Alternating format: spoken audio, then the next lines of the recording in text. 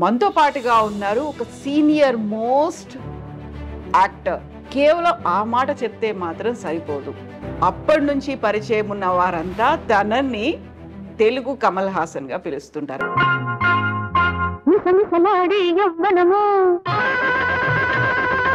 జని నవరాగిని వినిన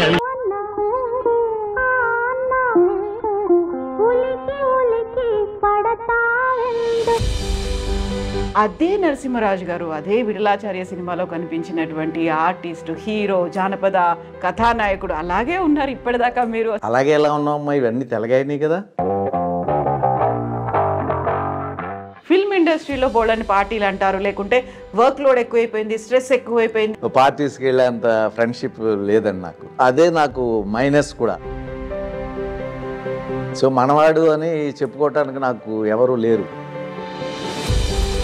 యూజువల్గా ఎవరైనా ఆ కాలంలో అంత సూపర్ హిట్ హీరో అనుకున్నప్పుడు మా నెక్స్ట్ జనరేషన్, మా అబ్బాయి రావాలి, మా అమ్మాయి రావాలి, లేకుంటే మా వాళ్ళు రావాలి, మా ఫ్యామిలీలో వాళ్ళు రావాలనేది. సక్సెస్ అవటం ఫీల్డ్లో చాలా కష్టం. ఇప్పుడు ఎందుకంటే దాసనారాయణరావు అన్నీ ఉండి కూడా వారి అబ్బాయిని పైకి తీసుకురాలేక, ఏది చేస్తే పాపమో ఏది చేస్తే పుణ్యం. అందుకే అందరూ పుణ్యాత్ములు అయిపోతే ఎలా మీరు అనుకుంటారా? మీకు ఆ నమ్మకం ఉందా? నాకు అసలు మళ్ళీ జన్మ అనేది వద్దని దేవుణ్ణి నేను కోరుకునేది. ఎందుకంటే ఈ వయసులో ఇంత బిజీగా ఇన్ని అవకాశాలు రావండి ఎవరికి. అటువంటిది నాకు రాని భాషలో, నాకు తెలిసిన భాషలో నాకెవరూ తెలుగువారు ఇవ్వకపోయినా, సిరగడికి ఆశయ్ అనేది విజయ్ టీవీలో వెళ్తాను 9 గంటలకి. అది తెలుగులో తీస్తున్నారు. తెలుగులో తీస్తూ నా వేషం నేను అడిగితే నాకు ఇవ్వలేదు. ఆయన ఓల్డ్గా ఉన్నారు. ఇక్కడ ఓల్డ్ క్యారెక్టర్ అప్పుడు మరి పిచ్చివాళ్ళ.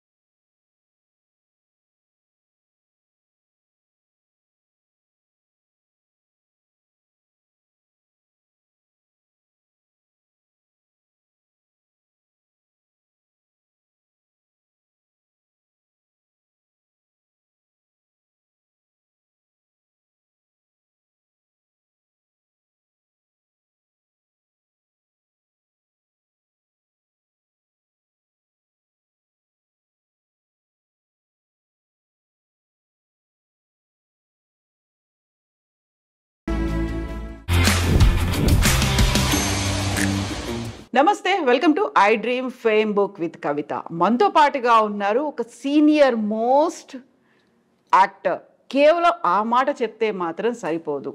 అప్పటి నుంచి పరిచయం ఉన్న వారంతా తనని తెలుగు కమల్ హాసన్ గా పిలుస్తుంటారు. At the same time Vittalacharya సినిమాలు, జానపద కళాకారుడు లేకుంటే జానపద హీరో అనగానే కనిపించే రూపం మనతో పాటుగా ఉంది. ఎవరిదో గుర్తుపట్టారు కదా? ఎస్, మనతో పాటుగా ఉన్నారు నరసింహరాజు గారు. సార్ నమస్కారం. నమస్తే అమ్మా. ఎలా ఉన్నారు మీరు? సో ఇన్నేళ్ల నుంచి, ఆల్మోస్ట్ మీ 50 ఏళ్ళు, అంటే నేను 50 ఏళ్ళు అన్నాను, ఇన్నేళ్ల నుంచి చూస్తూ ఉన్నప్పుడు అదే నరసింహరాజు గారు, అదే విఠలాచార్య సినిమాలో కనిపించినటువంటి ఆర్టిస్ట్, హీరో, జానపద కథానాయకుడు అలాగే ఉన్నారు ఇప్పటిదాకా. మీరు అసలు అలాగే ఎలా ఉన్నామమ్మా, ఇవన్నీ తెలగాయినాయి కదా. కొంచెం నుదురు పెరిగిందేమో, అక్కడ కొద్దిగా ఊడిపోయాయి. కానీ జగన్మోహినిలో కూడా ఓన్ హెయిర్ అప్పుడంతా ముందుకుండేది, అది కొంచెం ఇది వెనక్కి వెళ్ళింది అంతే. అలా ఎలా అసలు? అదే కొంచెము మంచి అలవాట్లు ఉండటం వల్ల కొంచెం ఎక్కువ కాలం లైఫ్ ఉంటుందండి. ఏం చేస్తారు? అండ్ నేను వెజిటేరియన్. దగ్గర అన్నీ దురలవాట్లు అనేవి ఏమీ లేవు. సో వర్క్ చేసుకోవటం, హార్డ్ వర్క్ చేసుకుంటూ ఉంటాను. సో అదొక సంతోషం మనసులో ఉంటుంది. అదొక సంతోషం వల్ల అలా ఉంటుంది. ఫిగర్ కూడా మనం కూడా అలా ఉంటాం. ఎక్సర్సైజులు, వాకింగ్లు వాటికి టైం ఉండదమ్మా. ఇప్పుడు నేను నెలకి దగ్గర 23 రోజులు పనిచేస్తాను. గత 8-9 సంవత్సరాల నుంచి తమిళ్లో Sun TV, Vijay TV and Zee Tamil ఛానల్స్లో నేను సీరియల్స్ చేస్తూ ఉంటాను. ఆల్మోస్ట్ ఆల్ మన తెలుగులో హిట్ అయినటువంటి మంగమ్మ గారి మనవరాలు, తర్వాత సింధూర్పు అంటే ఏంటో, ముద్దమందారం, ఆడదే ఆధారం, ఇటువంటివన్నీ తమిళ్లో నేనే చేస్తాను. అదేవిధంగా ఇప్పుడు నాది తమిళ్లో సూపర్ హిట్ అయింది ఇప్పుడే ఒక 3 వారాల కిందట సన్ టీవీలో మరుమగళ్ళు, అది తెలుగులో తీస్తున్నారు. ఆ ఆఫర్ నాకు ఇచ్చిన నేను చేయలేని పరిస్థితి, ఎందుకంటే టైమ్స్ అడ్జస్ట్ అవ్వటం లేదు. నా క్యారెక్టర్ వేరే ఎవరో చేస్తున్నారు, తెలుగులో జమిని తీస్తున్నారండి. సో వర్క్ ఉండటం వల్ల ఆ హ్యాపీనెస్తో మనలో బ్రైట్నెస్ ఉంటుంది, అలాగే ఉంటుంది. సో అయితే వ్యూవర్స్కి నేను ఒక మాట చెప్పాలి. మనం నరసింహరాజు గారి ఫుడ్ హ్యాబిట్స్ గురించి మాట్లాడుకుంటున్నప్పుడు కాఫీ తాగుదాం అనుకుంటే కాఫీ కూడా వద్దన్నారు. At the same time water కూడా నేను తాగను అంటున్నారు. ఏంటిది కాఫీ తాగకపోవడం, మంచినీళ్ళు కూడా బయట తాగకపోవడం ముందు నుంచి? బిస్లరీ వాటర్ తాగుతాను. ఇంటి దగ్గర నుంచే షూటింగ్ వెళ్ళేప్పుడు 2 లీటర్స్ పట్టుకెళ్తాను. రోజు 2.5 లీటర్స్ తాగుతాను, అది మినిమం. 2.5, మోర్ దాన్ 2.5 తాగాలి ప్రతి వ్యక్తి కూడా. కాఫీ టీ అంటారా, నాకు మొదటి నుంచి అలవాటు లేదండి. అవునా? ఎప్పుడైనా నిద్ర వస్తుంది అంటే ఆ వేడి నీళ్ళు లేక ఏదో ఇది తీసుకోవటమే కానీ రేర్, అది కూడా షూటింగ్ టైంలో నిద్ర వస్తే తాగుతాను, లేకపోతే అది కూడా తాగను. అసలు మామూలుగా మందు తాగే అలవాటు, సిగరెట్ తాగే అలవాటు అసలు అవన్నీ లేవు, ఎప్పుడు నాకు లేవు. ఫిల్మ్ ఇండస్ట్రీలో బోల్డని పార్టీలు అంటారు, లేకుంటే వర్క్ లోడ్ ఎక్కువైపోయింది, స్ట్రెస్ ఎక్కువైపోయింది అనుకున్నప్పుడు నాకు అంత వర్క్ లోడ్ ఎక్కువైపోలేదు, నాకు అంత ఫ్రెండ్షిప్ లేవు, పార్టీస్కి వెళ్ళే అంత ఫ్రెండ్షిప్ లేదండి నాకు. నేను ఎవరితోని అక్కడికక్కడ షూటింగ్ జరిగేటప్పుడు అక్కడ కలిసినప్పుడు స్నేహంగా ఉండటమే, తర్వాత వారితో కలవటము అవి ఆ టైము ఉండదు. నేను ఎప్పుడు వెళ్ళలేదు ఎవరి దగ్గరికి, ఏ పార్టీ. అదే నాకు మైనస్ కూడా, నా లైఫ్లో మైనస్. ఎందుకంటే పిఆర్, పబ్లిక్ రిలేషన్ లేకపోవటం అనేది ఒక డిసడ్వాంటేజ్ నాకు. సో మనవాడు అని చెప్పుకోవటానికి నాకు ఎవరు లేరు. గుర్తుకొచ్చి 10 మందితో మనం కలిసిమెలిసి ఉంటే అరే మనవాడు ఉన్నాడు కదా, ఆయనకి వేషం ఇవ్వాలి అని అంటారు. కానీ నేను గుర్తురాను, ఎందుకంటే వారితో ఎప్పుడు నేను కలవటము అటువంటిది ఏమీ తెలుగు ఇండస్ట్రీలో ఉన్నటువంటి ప్రొడ్యూసర్స్ కానీ, డైరెక్టర్స్ కానీ, టెక్నీషియన్స్ కానీ, ఇటువంటి వారితో నేను ఎప్పుడు కలవటము, ఫోన్లు చేయటం ఇటువంటిది ఏమీ లేదండి. ఎవరైనా ఎప్పుడైనా గుర్తుకొస్తే అనుకోకుండా అలా కొంతమంది ఇచ్చేవారు. ఎలా అయితే అంత పెద్దగా క్లోజ్ ఫ్రెండ్స్ అని లేరో అలాగే శత్రువులు కూడా లేరు కదా? శత్రువులు అసలు లేరు నాకు. ఎందుకంటే నేను ఎవరిని ఏమీ అన్ను. ఎదుటి వారిది తప్పు అయినా నేను తప్పులు చేయటం మానవ సహజం. అది ఏదో తెలియక అన్నారు, లేకపోతే తెలియక జరిగింది ఇది అనుకుంటాం. సో అటువైపు మీరు చెప్పినట్టుగా ఇది ఒక బలహీనత అనుకున్నప్పటికీ కూడా శత్రువులు లేకపోవడం అనేది స్ట్రాంగ్నెస్ కదా అక్కడ? తప్పకుండానండి, శత్రువులు ఉండకూడదు. ఎందుకంటే మనం ఈ లోకానికి ఊరికే చూడటానికి వచ్చాం, జర్నీలాగా. 50 years నుంచి 80 years 90 years వరకే లైఫ్. అది ఎంతసేపు అయిపోతూనే ఉంటుంది. బర్త్డే వచ్చిందంటే నాకు బాధగా ఉంటుంది. ఎవరు బర్త్డే అన్న చెప్పాలి అంటే వాళ్ళకి విషెస్ చెప్పాలి పక్కనే అంటే అందరూ బాధగా ఉంటుంది. ఎందుకంటే 1 year లైఫ్ వాళ్ళు ముందుకు వెళ్ళిపోయారే, జీవితం ఎండ్ అయిపోతుంది కదా, దానికి ఇంత హ్యాపీగా ఉంటున్నారు. 1 year మనం ముందుకు వెళ్ళిపోయాం అనేది నాకు వస్తుంది, ఏదో బాధ కలుగుతుంది. ఇప్పుడు మీరు బర్త్డే సెలబ్రేట్ చేసుకోరు అసలు? బర్త్డే అసలు చేసుకోండి, ఎవరైనా ఫోన్ చెప్పడం కూడా, విష్ చేస్తే ఎవరికి చెప్పడం కూడా, ఎవరికో కానీ తెలియదు, చాలా మందికి తెలియదు. విష్ చేస్తే తప్పకుండా రిసీవ్ చేసుకుంటానండి. నేను ఆశించను కూడా పెద్ద, అదే ఫీలింగ్ చెప్తున్నాను కదా. అయితే ఇప్పుడున్న కాలంలో ఒక పబ్లిక్ రిలేషన్స్ని మెయింటైన్ చేయాలి, ఒక నెట్వర్క్ని మెయింటైన్ చేయాలి, వాళ్ళకి ప్రతిసారి టచ్లో ఉండాలి, పండగ వచ్చినా, బర్త్డే వచ్చినా, మ్యారేజ్ యానివర్సరీ వచ్చినా వాళ్ళకి విష్ చేయాలి, ఇలాంటివన్నీ సోషలైజింగ్ అనేటువంటి కాన్సెప్ట్ అంటున్నారు. ఉండాలండి, తప్పకుండా ఉండాలి, తప్పకుండా. మా ఇంట్లో నా వైఫ్, నా డాటర్, వీళ్ళందరూ కూడా మా అపార్ట్మెంట్లో ఉన్న 30 ఫ్యామిలీస్తో చాలా క్లోజ్గా ఉంటారు. వాళ్ళందరూ రోజు ఏవేవో పంపిస్తారు. చిన్న కష్టం వచ్చిందంటే అన్నిటికీ వాళ్ళు 2 నిమిషాల్లో వస్తారు, ఉండాలి. కానీ మరి నా అలవాటు ఏంటంటే ఇప్పుడు నేను వెళుతున్నాను, అది నా అపార్ట్మెంట్ వరకు కేవలం లిమిట్ అయిపోయింది. ఎందుకంటే ఒక 30 ఫ్యామిలీస్ ఉన్నారు, దాంట్లో ఒక 26 ఫ్యామిలీస్ వరకు తప్పకుండా పలకరిస్తారు. ఏ కష్టం వచ్చినా సుఖం వచ్చినా అన్నిటికీ వాళ్ళు ముందు ఉంటారు, మాకంటే ముందు. ప్రతిరోజు మార్నింగ్ లేచిన వెంటనే మా కష్ట సుఖాలన్నీ చూస్తూ ఉంటారు. సో అందుకని వారి మీద అరే మమ్మల్ని ఇంతలా కాపాడుతున్నారే అని వారితో మాత్రమే నాకు అనుబంధం. సో మిగతా దినచర్య మనకి షూటింగ్లు ఉన్నప్పుడు వాటర్ ఎలాగో మీరు తీసుకెళ్తుంటారు, దాంతోపాటుగా తీసుకునే దాని మీద కూడా వాట్ యు ఈట్ అనేదే కనిపిస్తూ ఉంది కదా. మీరు ఏం తింటారో మీరు అలాగే ఉంటారు అంటారు. సో సాత్విక ఆహారమే తింటారు, కాకపోతే తీసుకోవాల్సినటువంటి ఫుడ్ కావచ్చు, లిమిట్ అనేది ఉంటుంది, ఏది అవాయిడ్ చేయాలనేది ఉంటుంది. డాక్టర్లు కూడా చెప్తుంటారు మీరు ఏదైతే అవాయిడ్ చేస్తున్నారో అదే మీ హెల్త్కి మంచిది అనేది చెప్తుంటారు కదా. నేను ఫ్రూట్స్ ఎక్కువ తింటానండి. షూటింగ్లకు వెళ్ళటం వల్ల పెద్దగా ఎక్స్పెక్ట్ చేయను, ఫ్యామిలీ ఉండరు కాబట్టి నేను బయటే తినాలి అవి. సో అందుకని ఎక్కువగా పెరుగన్నం తింటాను, ఏదో సాంబార్ అన్నం తింటాను అంతే. ఈవినింగ్ ఏదో చపాతీ, ఒక 2 చపాతీ తింటాను. ఫ్రూట్స్ మీద ఎక్కువ ఆధారపడతా, బయట ఉంటాను కాబట్టి. సో నాకు షూటింగ్ లేన నైట్ టైం నాకు నా పక్కనే నేను ఉన్నటువంటి పక్క స్ట్రీట్లో మాకు బ్రాహ్మిన్స్ మెస్ ఒకటి ఉంది, అక్కడ చాలా హోమ్ ఫుడ్లా ఉంటుంది. సో నాకు టిఫిన్ ప్రాబ్లం లేకుండా ఇంట్లో చేస్తున్న విధంగా అది నాకు ఇస్తూ ఉంటారు వాళ్ళు. నైట్ లేట్ అయినా 10 గంటలకి నాకు ఇస్తూ ఉంటారు. ఎక్కువగా ఫ్రూట్స్ మీద, డ్రై ఫ్రూట్స్ మీద ఆధారపడి ఉంటాను. అందుకని పెద్దగా ఏమీ డిఫరెన్స్ తెలియటం లేదు. 72 years, అందులో 50 years ఫిల్మ్ ఇండస్ట్రీనే. అందులో డిఫరెంట్ షెడ్యూల్స్ అనేవి ఉంటాయి. ఒక్కోసారి టైంకు తినకపోవచ్చు, డే నైట్ షెడ్యూల్స్ ఉంటాయి. అప్పుడు ఏం చేసేవాడు? నైట్ వర్క్ చేసే అంత బిజీగా ఎప్పుడు లేము.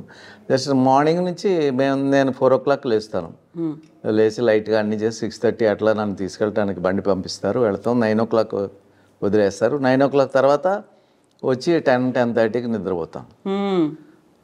కొంచెం ఇప్పుడు వయసు రీత్యా నిద్ర సరిగా పట్టడం లేదు, అందుకే కొంచెము ఇవన్నీ రావటం. కానీ వర్క్ ఉన్నప్పుడు మనం చేసుకోవాలి. అందులో నాకు అప్పట్లో పెద్దగా వర్క్ ఉండేది కాదు. ఇప్పుడు అనుకోకుండా ఈ 7-8 సంవత్సరాల నుంచి నాకు మంచి వర్క్, నేను చేయలేనంత వర్క్ చాలా ఆఫర్స్ నాకు వస్తూ ఉంటాయండి. అయినా అంత అవసరం లేదని దాంట్లో సెలెక్ట్ చేసుకుని నేను చేసుకుంటూ with my family very happy అండి. దేవుని నమ్ముతారా? తప్పకుండా నమ్ముతాను. పూజలు అంటే ఎప్పుడూ నేను దేవుడి దృష్టిలోనే ఉంటాను. అందుకని స్పెషల్గా పూజ నేను చేస్తాను ఎవ్రీడే. నేను గులాబీ పూలు అవి నా పక్కనే అన్నీ, అది నేనున్న మెయిన్ రోడ్లో అన్నీ ఉంటాయి. నేను ఖాళీగా ఉంటే డెఫినెట్గా పువ్వులు తెచ్చి ప్రతిరోజు పెడతాను. 2-3 రోజులు షూటింగ్ లేకపోతే దేవుడికి పెడతాను. అంటే అలంకరణ నాకు ఇష్టం. దేవుడు తీసేసుకుంటాడని మనం పెట్టామని కాదు, అలంకరణ ఇష్టం. దేవుడు అంటే ఎవరో అని చెప్పలేం, ఎందుకంటే రాముడు, కృష్ణుడు, జీసస్, బుద్ధుడు అందరూ కూడా దేవుళ్ళు అని ఒక్కొక్క మతం వాళ్ళు అలా అంటారు.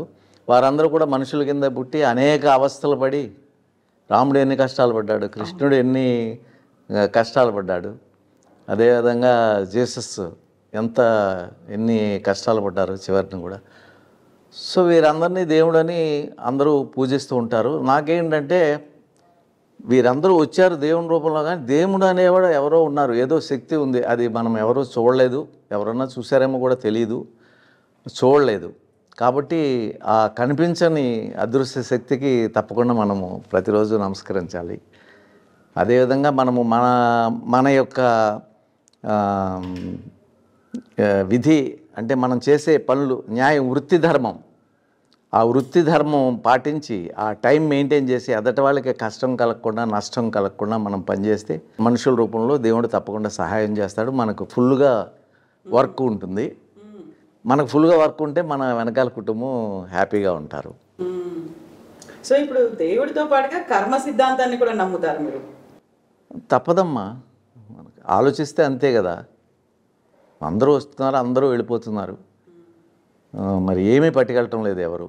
మరి ఎందుకు ఈ కక్షలు అవి ఎందుకో అర్థం కాదు, ఎందుకు ఈ ఆస్తులు అవి ఎందుకో అర్థం కాదు. అందుకని తప్పకుండా మనం నమ్మాలి. ఏదో అదృశ్య శక్తి ఉంది, అది దేవుడు అవనివ్వండి ఏమవనివ్వండి తెలియదు. కళ్ళకి ఈ ప్రకృతి అంతా కనిపిస్తుంది, అంటే సూర్యుడు అవనివ్వండి, మనకు వాయువు, పీల్చే గాలి, ఆక్సిజన్ అంతా వాయువే కదా.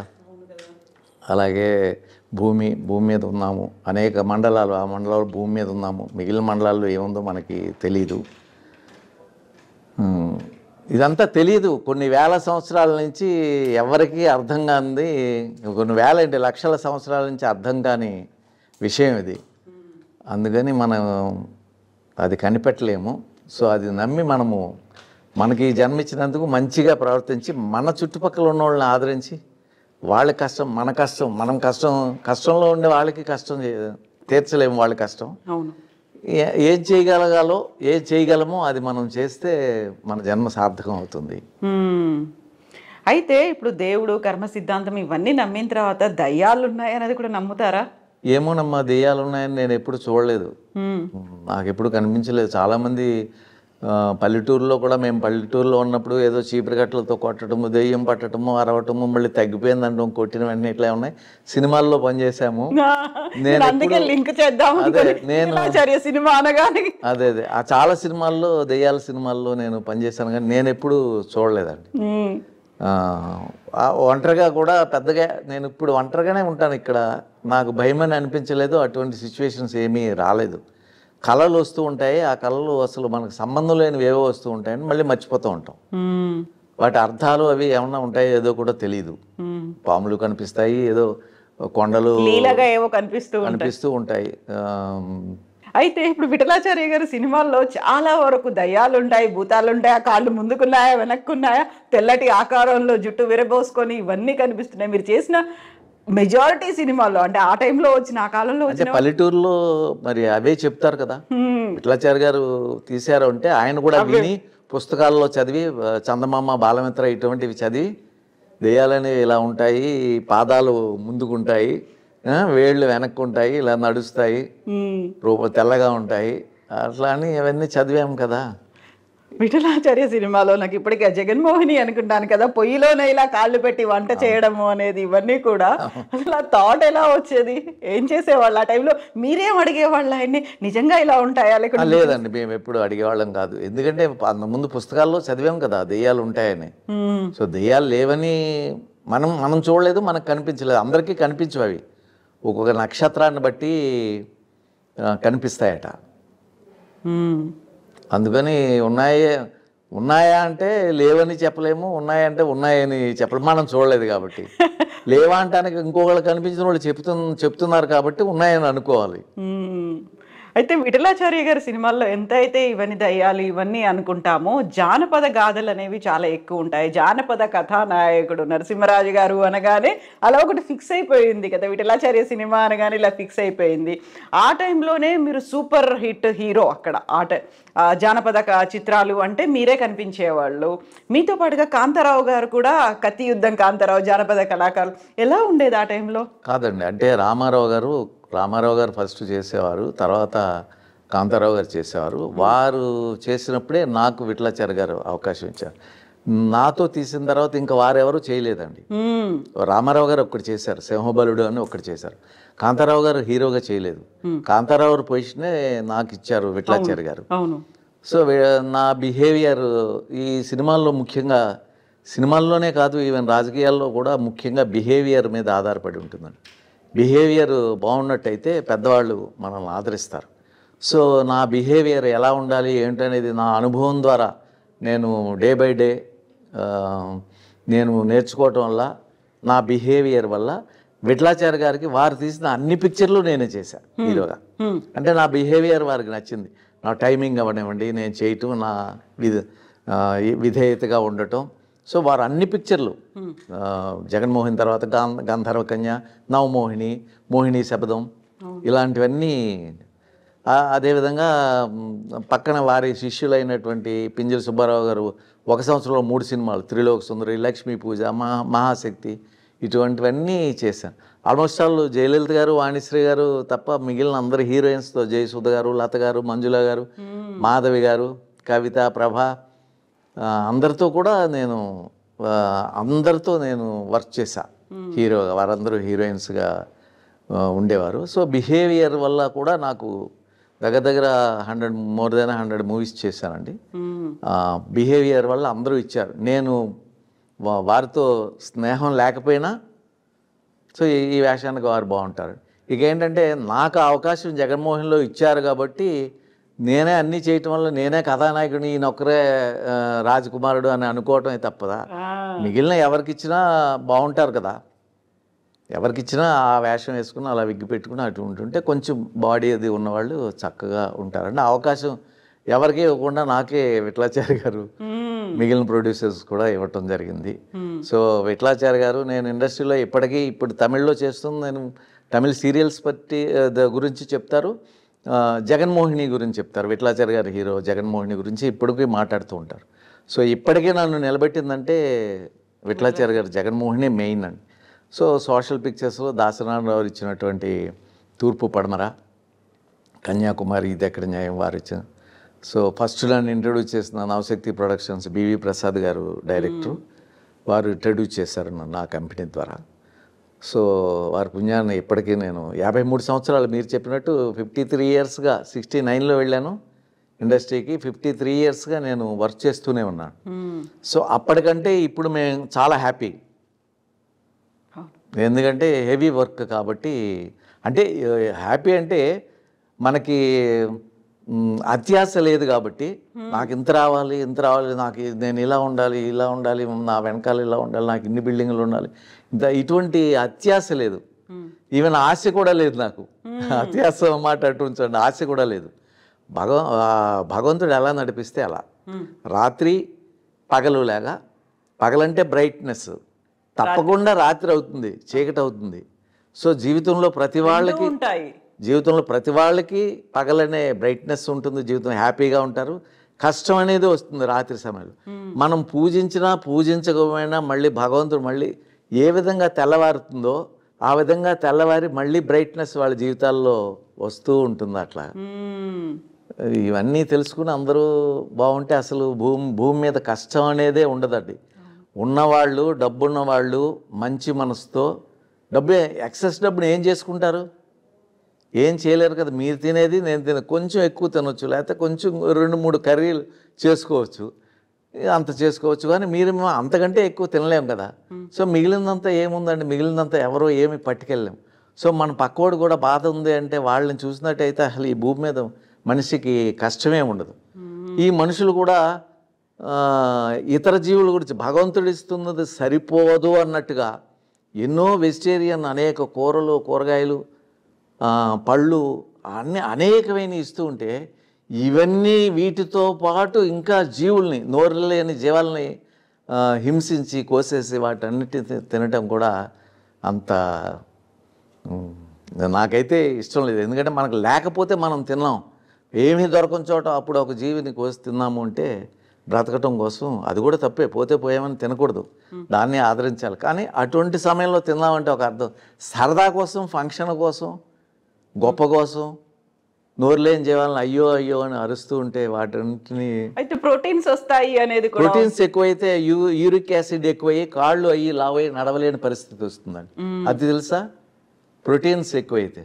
మీకు ప్రోటీన్స్ కావాల్సిన వాటిలో కాదండి, అన్ని పెసలు రాత్రి నానబెట్టి, ఈ రాత్రి నానబెడితే నెక్స్ట్ డే మార్నింగ్ వాటర్ తీసేసి దానిపైన ఉట్టి మూత పెడితే అవి మొలకలు వస్తాయి. ఆ మొలకలు ఇన్ని తింటే మీరు 1/2 కిలో మటన్ తినడానికంటే ఎక్కువ ప్రోటీన్స్ ఉంటాయండి. సో అట్లాగే బాదం పప్పు, 4-5 బాదం పప్పు, వేరుశనక్కాయలు, ఎన్నో ఉన్నాయండి మనకి. ఎన్ని డ్రై ఫ్రూట్, ఖర్జూరం, ఇంకా ఫ్రూట్స్ తీసుకుంటే బనానా, ఇవి మ్యాంగో టైంలో మ్యాంగో, బనానా, ఇవన్నీ ఎటువంటి ఉంటాయండి, ఎటువంటి ఆహార పదార్థాలు. ముందు నుంచి మీరు తినకపోయేవాళ్ళ అసలు నాన్ వెజ్? నేను మానేసాను తెలుసుకుని. 40 సంవత్సరాల కిందట నేను ఫుల్ నాన్ వెజిటేరియన్. రాజులం కదా మేము, క్షత్రియాస్. సో విలేజెస్లో చేపల చెరువులు పాడుకుని వాటిలో ఉన్న చేపలన్నీ తెచ్చి మా మదర్ తినరు, నా డాటర్ తినరు. సో నేను ఆలోచన వచ్చి నేను ఇవన్నీ ఆలోచించి ఇది తప్పు, ఇది తప్పు, ఇది తప్పేమో. నేను అది తప్పు అంటం లేదండి.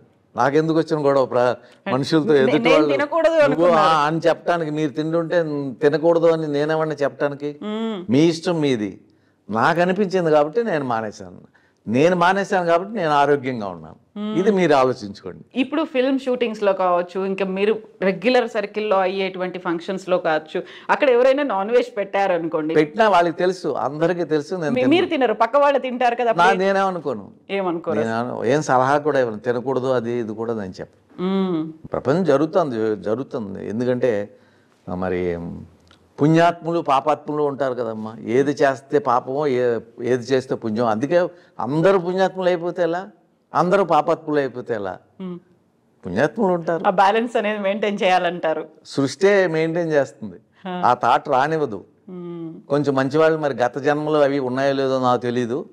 గత జన్మలో అవి ఉంటే మరి కింద జన్మ కంటే ఏదన్నా మంచి చేసి ఉంటే నెక్స్ట్ జన్మ ఏదన్నా మంచిది వస్తుంది. మీరు అనుకుంటారా? మీకు ఆ నమ్మకం ఉందా? నాకు అసలు మళ్ళీ జన్మ అనేది వద్దని దేవుణ్ణి నేను కోరుకునేది. ఎందుకు? ఎందుకంటే ఏ జన్మ ఇచ్చినా కష్టమే. భూమి మీద ఏ జన్మ ఇచ్చినా ఆ చిన్నప్పుడు పాపం తల్లిదండ్రులు కష్టపడి అవి జంతువులా ఉండేవి పెంచడం కోసం వాళ్ళు నానావస్థలు పడి పెంచుతాం. పెంచేసరికి మనం పెద్దవాళ్ళే అసలు తల్లిదండ్రుల జోలికి వెళ్ళాం, వాళ్ళు చూడం. మరి చాలా కష్టం కదా. వాళ్ళ జీవితం అంతా మనకిస్తే తల్లిదండ్రులను చూడకుండా ఎంతమంది అనాథాశ్రమాల్లో పెడుతున్నారు డబ్బులు ఉన్న వాళ్ళు తల్లిదండ్రుల్ని. కనీసం వాళ్ళని దగ్గర పెట్టుకుని వాళ్ళు జీవితాంతం ఎంత బాగా చూడాలి మనల్ని చూస్తున్నటువంటి వాళ్ళని, అన్నీ అర్పించిన వాళ్ళని. సో ఒక నమ్మకం అనేది ఉంటుంది కదా, గత జన్మలో మనం ఏదో పుణ్యం చేసుకుంటే ఈ జన్మలో మనుషులుగా పుడతారు అనేది కూడా ఉంటుంది. దాన్ని నమ్ముతారా మరి? నేను అసలు దేన్ని నమ్మరు అసలు? గత జన్మలు ఉంటాయని నేను నమ్మనమ్మా. గత జన్మ అనేది ఉండదేమో, అది ఏంటో ఈ సృష్టి అలా జరుగుతుందని తెలియదు. అంతే, వెళ్ళిపోయిన తర్వాత ఆగిపోయిన తర్వాత గుండె ఆగిపోయిన తర్వాత ఇంకేమీ లేదు. ఇది కూడా ఏంటంటే కర్మలు అవనివ్వండి లేకపోతే ఏమో తెలియదు. తల్లిదండ్రులు మనల్ని భూమి మీదకి తీసుకొచ్చిన తర్వాత వాళ్ళు కష్టాలు పడి వాళ్ళ జీవితాలు అయిపోతాయి. మళ్ళీ మనం అలా తల్లిదండ్రులు అవుతాం. ఒక సర్కిల్ అది జరుగుతూ ఉంది. రాత్రి పగలు ఎలా వస్తుందో అలా జరుగుతూ ఉంది. సరే ఇంక తప్పదు, ప్రాణం వచ్చిందంటే పుట్టాము అంటే తప్పదు. అది ఏంటో తెలియదు కదా. మళ్ళీ నెక్స్ట్ జన్మ ఇంకోటి వచ్చిందంటే మనకి ప్రీవియస్ జన్మ తెలియదు కదమ్మా. మనం ఏం చేసామో ఏమీ తెలియదు. అయితే మీరు ఇప్పుడు ఒక మాట అన్నారు, నాకు అత్యాశ లేదు, ఆశ అసలే లేదు ఇవన్నీ అన్నప్పుడు, ఇన్నేళ్ల నుంచి 53 ఏళ్ల నుంచి మీరు ఇండస్ట్రీలో ఉన్నప్పుడు యూజువల్గా ఎవరైనా ఆ కాలంలో అంత సూపర్ హిట్ హీరో అనుకున్నప్పుడు మా నెక్స్ట్ జనరేషన్, మా అబ్బాయి రావాలి, మా అమ్మాయి రావాలి, లేకుంటే మా వాళ్ళు రావాలి, మా ఫ్యామిలీలో వాళ్ళు రావాలనేది మా పిల్లలు, మా అబ్బాయి రావాలని దగ్గర రాణా గారు, రాణా దగ్గుబాటి రాణా, హైట్ గల్లా ఇదిగా ఉంటారు. రాణా గారే కదా ఆయన పేరు, దగ్గుబాటి రాణా. ఆయనలా ఉంటారు. ఆయన కంటే ఇంకా ఫిజిక్ ఎక్కువ ఉంటుంది, అంత హైట్. అది ఆయన కెనడాలో ఉన్నాడు. కెనడా వాళ్ళకి ముందు చదువుకునే ముందు ఫీల్డ్కి వస్తా అన్నారు. నేను ఫీల్డ్లో ఉన్నటువంటి ఇన్ని సక్సెస్ అవటం ఫీల్డ్లో చాలా కష్టం. ఇప్పుడు ఎందుకంటే దాసనారాయణరావు అన్నీ ఉండి కూడా వారి అబ్బాయిని పైకి తీసుకురాలేకపోయారు. అలాగే అనేక మంది ఆర్టిస్టులు, ఎంఎస్ నారాయణ గారు, ఇంకా అనేక మంది ఆర్టిస్టులు వాళ్ళ పిల్లలను తీసుకురావాలనుకున్నారు, రాలేకపోయారు. అలాగే డైరెక్టర్స్ కూడా వారి కొడుకులను తీసుకురావాలనుకున్నారు, రాలేకపోయారు. సో ఇదేంటంటే దాని మీద కాన్సన్ట్రేషన్ ఉండి, ఇది కూడా అదృష్టం, లక్ కూడా ఉండాలండి. లక్ ఫేవర్ చేయాలి, మనం సిన్సియర్గానే ఉండాలి, లక్ కూడా ఫేవర్ చేయాలి. ఇక్కడ పాపం 25 సంవత్సరంలో 16లో వచ్చి 60 ఇయర్స్ అప్పుడు కూడా ఇంకా అలాగే ఉన్నవాళ్ళు, ఎక్కడికి వెళ్ళలేకుండా ఎంతమందో నేను చూశాను. నాతో పాటు వచ్చిన వాళ్ళు 50 సంవత్సరాల కింద వచ్చిన వాళ్ళు అలాగే ఏమీ లేకుండా అలాగే ఉండి పాపం ఇంకా అవుతాం అనుకునేవాడు. ఇవన్నీ చూసి భయం. సినిమా ఫీల్డ్ అంటే కొత్త వాళ్ళు ఎవరన్నా వస్తున్నారంటే నాకు చాలా భయం. ఎన్ని అవస్థలు పడతారో, ఏం కష్టపడతారో, ఏం ఇది. తర్వాత ఇన్ని పడినా వాళ్ళకి అది దక్కుతుందో లేదో. సో దాంతో మా అబ్బాయి మంచి డాన్సరు, చాలా మంచి డాన్సరు, చాలా బాగా మంచి నటుడు. నేను కాదు. అవునండి, తెలుసు నటుడు, మంచి నటుడు అని వాడే అన్నాడు. డాడీ మీరు ఆర్టిస్ట్ కాదు, నేను ఆర్టిస్టు, చూడండి అని అని నవ్వాడు. ఇలా చూసేసరికి ఏడుస్తుంటే కళ్ళంట నీళ్ళు వచ్చేసింది. నేను గ్లిజరిన్ పెట్టుకున్నా రావు, పొడుచుకున్నా. సో డ్యాన్స్ అనేది అప్పట్లో చిరంజీవి వీళ్ళు ఎంట్రన్స్లో ఈ బ్రేక్ డాన్సులు చేయకముందు వాడు అప్పట్లో ఏదో బ్యాట్ ఇలా అని అవి చేసి, ఇవన్నీ నీకు ఎలా తెలుసు అంటే నేను అన్నీ అబ్జర్వ్ చేస్తాను పక్కింట్లో అంకుల్ దగ్గర, అక్కడ అన్ని ఈ క్యాసెట్ చూసి ఆ క్యాసెట్ చూస్తాను. సో నేను సినిమా ఫీల్డ్కి వస్తాను. భయం వేస్తుంది, నాకు వద్దు అనిపించింది. అయినా ఒక ప్రొడ్యూసర్, ఉన్నటువంటి పెద్ద ప్రొడ్యూసర్కి నేను ఫొటోస్ చూపించాను. మా అబ్బాయి అండి ఏదన్నా సీరియల్లే వాళ్ళు తీస్తున్నారు అప్పట్లో, సీరియల్లో హీరోగా ఏదన్నా ఛాన్స్ అంటే పిలవలేదు. వాళ్ళు చూశారు, మీ అబ్బాయి అని తెలుసు, మా అబ్బాయి అని తెలుసు, పిలవలేదు, ఎవరికో ఇచ్చారు. ఆ అబ్బాయి అసలు బాగోడు. అటువంటిది ఆ అబ్బాయికి, వేరే అబ్బాయికి ఇవ్వటం జరిగింది. ఎందుకు ఇవ్వలేకపోయారు, వారికి ఎందుకు ఇచ్చారు, వారికంటే వీడు పెద్ద ఆర్టిస్టు ప్లస్ పేరు నరసింహరాజు గారు అబ్బాయి అని తెలుసు. సో ఇన్నున్నా ఇవ్వలేదు అంటే ఇది అదృష్టం ఉండాలి, బిహేవియర్ ఉండాలి, రావచ్చు రాకపోవచ్చు. అందుకని వద్దని బాబు నేను ఎన్నో కష్టాలు పడి ఏదో ఇప్పుడు పేరు ప్రతిష్టలు తప్ప ఆర్థికంగా ఆహాని ఎదగలేకపోయాను, అది ఎందుకు ఏదైనా ఉద్యోగం చేసుకోమని చెప్తే ఆయన వెంటనే పెట్టుకుంటే మలేషియాలో జాబ్ వచ్చింది. అక్కడి నుంచి కెనడాలో ఏదో రాసుకుంటే కెనడాలో ఆయన ఇప్పుడు వెల్ సెటిల్డ్ అండి. మా అబ్బాయి వెల్ సెటిల్డ్. అంత ఇమ్మీడియట్ గా అలా యాక్సెప్ట్ చేసేసాడు. మీరు అంత కన్విన్సింగ్ గా చెప్పారా మీ అబ్బాయి? చెప్పాను అన్ని. ఒకసారి అడిగాడు టక్కుని చెప్పేశారా? ఒకసారి అడిగాడు సరేనా. అక్కడికి ఇప్పుడు తను ఆ ప్రోగ్రామ్ ఈ ప్రోగ్రామ్ ఖాళీగా ఉన్నప్పుడు సరదాగా డాన్స్లు అవి చేస్తాడు. అనేక మంది ఫ్రెండ్స్ ఉంటారు కదా ఆ ఫంక్షన్స్లో, వాటిలో హీరో లాగానే మా కోడలు కూడా చాలా మంచి అమ్మాయి. మా కోడల్లాగా అందరు కోడళ్ళు ఉండాలని కోరుకుంటా. ఎందుకంటే ఆవిడ కూతుర్లాగా తల్లిదండ్రులు చూసుకున్నట్టుగా నన్ను నా వైఫ్ని చూసుకుంటుంది మా కోడలు.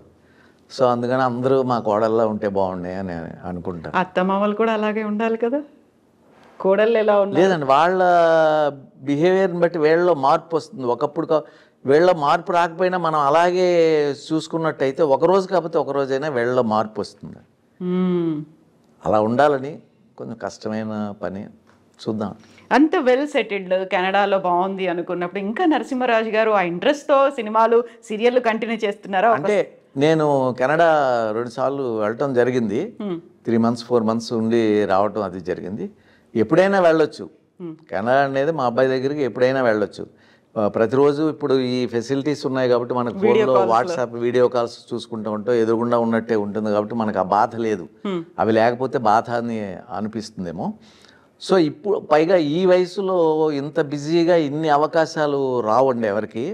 అటువంటిది నాకు రాని భాషలో, నాకు తెలిసిన భాషలో నాకు ఎవరో తెలుగువారు ఇవ్వకపోయినా, నా టెక్నీషియన్స్ ప్రొడ్యూసర్స్ వాళ్ళు కూడా ఎవరు ఇవ్వకపోయినా, సో నాకు రాని భాషలో నన్ను నెంబర్ 1గా ప్రతి మెయిన్ క్యారెక్టర్ వస్తే నన్నే అడుగుతారు. ఖాళీ లేకపోతే నెక్స్ట్ చాయిస్ చూసుకుంటారు. కానీ 3 ఛానల్స్ కూడా నన్నే ఈరోజు 3 ఛానల్స్లో నావి మూడు ఇప్పుడు మరుమగళ్ళు అనేది సన్ టీవీలో నెంబర్ 1గా వెళుతుందండి. సిరగడెక్క ఆశై అనేది విజయ్ టీవీలో వెళుతుంది 9 గంటలకి. అది తెలుగులో తీస్తున్నారు. తెలుగులో తీస్తూ నా వేషం నేను అడిగితే నాకు ఇవ్వలేదు. ఆయన ఓల్డ్గా ఉన్నారు. ఇక్కడ ఓల్డ్ క్యారెక్టర్. అప్పుడు మరి పిచ్చివాళ్ళ వికటన్ లాంటి టాప్ మోస్ట్ కంపెనీ నన్ను పెట్టి తీసి ఇవాళ నెంబర్ 1 విజయ టీవీలో నెంబర్ 1 10కి పైన రేటింగ్లో ఇప్పటికీ వెళుతున్న సీరియల్లో నా వేషం నేను అడిగితే, వాళ్ళని ఫోన్ చేసి అడిగితే ఏమండి అది తెలుగు నేను చేస్తాను ఖాళీగా ఉన్నా అంటే చూస్తాం సార్ చూస్తామని చెప్పి తర్వాత అడిగితే ఎవరో చెప్పారు ఇలా డిస్కషన్లో వచ్చింది, ఆయన ఓల్డ్గా ఉన్నారు. సరే పర్వాలేదు. ఇప్పుడు ఎవరు చేస్తున్నారు తెలియదు నాకు, నేను పట్టించుకోను ఇంకా. అప్పుడు నేను ఖాళీగా ఉన్నాను అందుకని నేను అడిగా. ఇప్పుడు నేను బిజీ.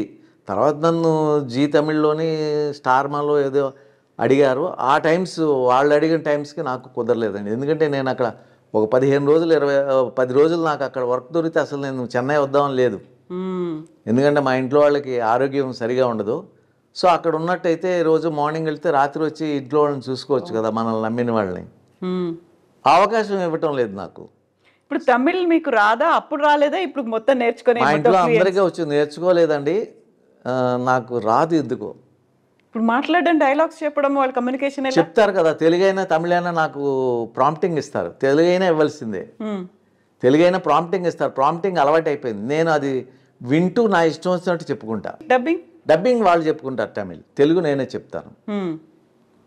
డబ్బింగ్ వాళ్ళు చెప్పుకుంటారు. మనకంటే బాగా చెప్తారు. మనం కొన్ని తప్పులు చేసినా డబ్బింగ్ ఆర్టిస్టులు మనకంటే బాగా చెప్తారు. సరైన ఆర్టిస్ట్ పడితే మనకంటే బాగా చెప్తారు. సో ఎన్నేళ్ల నుంచి ఇక్కడ మద్రాసులో ఉన్నారు, చెన్నైలో ఉన్నారు? అంటే చిన్నగా ఇప్పుడు కూర్చోండి తినండి బాగున్నారా ఇటువంటి ఇదే కాదు కదా, ఎప్పుడు అవే డైలాగులు ఉండవు కదా, ఎన్నో ఉంటాయి అందులో. సో అవన్నీ రావాలంటే అసలు అర్థాలే తెలియదు. ఇప్పుడు కూడా నేను చెప్పింది చూస్తుంటే అర్థమవుతుంది నాకు. చూస్తాను, పెద్ద పెద్ద లెంగ్తీ డైలాగులు చెప్తాను.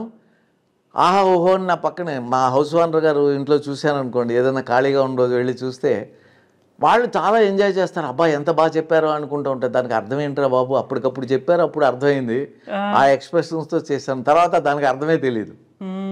అయితే ఇప్పుడు మీకు భాష తెలియదు, ఇందులో ఎమోషన్ ఏంటో తెలియదు, మీరు చెప్పిన డైలాగ్ ఏంటో తెలియదు, అయినప్పటికీ కూడా నరసింహరాజు గారు మాకు కావాలి అని చెప్పి తమిళ్ డైలీ విశ్వ గారు డైరెక్టర్, పెద్ద డైరెక్టర్. పూర్వం మనకి విశ్వ గారని చాలా సినిమాలు తమిళ డైరెక్టర్, ఇక్కడ టాప్ డైరెక్టర్. వారు నేను ఒక సీరియల్ చేసాం. వారు ఒక కుటుంబ పెద్ద, నేను ఒకడు. ఆయన చూసి ఒకటే అన్నారు ఆయన, మీకు తమిళ్ రాదని తెలుసు కానీ మీరు ఇంత బాగా మేనేజ్ చేస్తుంటే మీ ఎక్స్పీరియన్స్ మిమ్మల్ని ఇచ్చేస్తుంది. మొదటి సీన్ చెప్తారు కదా, ఏంటి ఈ సీన్ అది. సో ఆ మూడ్ ఉంటుంది. ఆ మూడ్లో డైలాగ్ వాళ్ళు చెప్తే వచ్చేస్తుంది, ఆటోమేటిక్గా వచ్చేస్తుంది. అందుకే కదా ఇప్పుడు మీరు తెలుగు, మేము తెలుగు, మేము హైదరాబాద్ నుంచి చెన్నైకి రావడానికి ప్రధాన కారణం ఏంటంటే మీరు ఇక్కడ సూపర్ సక్సెస్ గా ఉన్నటువంటి సీరియల్స్ చేస్తున్నారు, అందులో లీడ్ రోల్స్ ప్లే చేస్తున్నారు. అంటే ఇంత దూరం వచ్చి అంటే ఇక్కడ మన తెలుగు కంటే కూడా తమిళ్లో బాగా చేస్తే ఎవరినైనా ఆదరిస్తారండి. ప్రజలు కూడా ఆదరిస్తారు, ప్రొడ్యూసర్స్, టెక్నీషియన్స్ కూడా, డైరెక్టర్స్ వాళ్ళు కూడా ఆదరిస్తారు. ఎందుకంటే పూర్వం నుంచి ఇక్కడ ఇండస్ట్రీ అనేది ఉంది, అన్ని లాంగ్వేజ్. అందుకే మీకు ఎంజి రామచంద్రన్ గారు మలయాళీ, ఎంత సూపర్ అది, సీఎంనే చేశారు. రజనీకాంత్ గారు కన్నడ, కొంకణియో కన్నడ, మహారాష్ట్ర బ్యాక్గ్రౌండ్ బేస్ ఉంది. సో ఇలా ఎవరిని తీసుకుని, అలాగే మోహన్ అని ఉండేవారు, ఆయన కన్నడ అబ్బాయి కూడా. సో మేము జగన్మోహిని ఇవన్నీ సూపర్ హిట్, 1 year ఆడినవి ఇక్కడ. మన తెలుగులో ఇంకా 100 days, ఇక్కడ 1 year. సో ఇవన్నీ ఆదరించారంటే వాళ్ళు ఏంటంటే టాలెంట్ని ఎంత బాగుంది, ఎంత బాగున్నాడు అంటే అంత చందాలి కదా, ఆ క్యారెక్టర్కి ఎంత బాగున్నాడు, ఇదే వాళ్ళు చూసి ఆదరిస్తారు.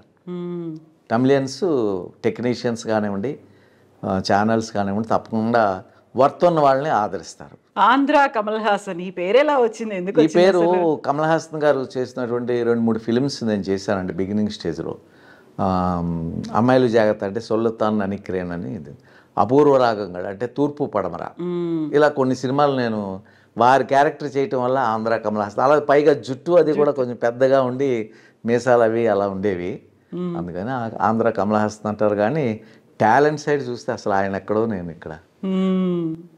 సో లుక్స్ వైజ్ మాత్రమే అంటారు అసలు? అంటే వారిది కొంచెం చాలా